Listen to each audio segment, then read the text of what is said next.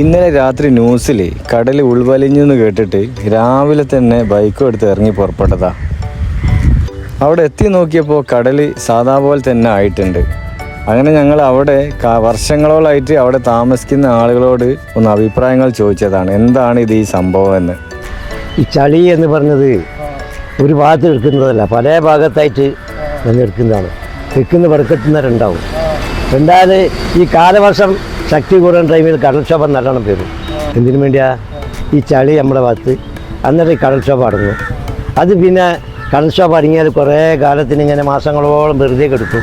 ഒരു ഓളങ്ങൾ ഉണ്ടാവില്ല, ഇതേമാതിരി കടൽ കിടക്കും.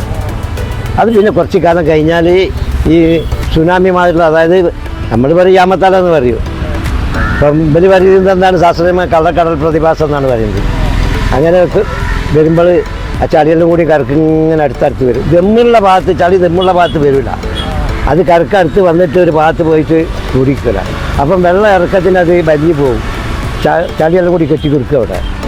അപ്പോൾ അതാണ് മറ്റേ ഇത് അറിയാതെ ആൾക്കാരാണ് പണ്ട് പറഞ്ഞത്, എന്താണ് കടൽ വറ്റിപ്പോയി എന്നൊക്കെ. നമ്മളൊക്കെ ചെറിയ കുട്ടിക്കാലത്തെ കാണുന്നതാണ്. അളവ് ഈ ചളിക്ക് പോയിട്ട് ഓരോരോ സ്ഥലത്ത് പോയിട്ട് പുതിയാപ്പൽ വലിയ കല്ലാണല്ലോ, ഈ കല്ലിൻ്റെ ആർബറിന് അവിടെ കിടക്കും. അത് പിന്നെ അവിടെ കയറി ചത്തുപോകും. അതാണ്.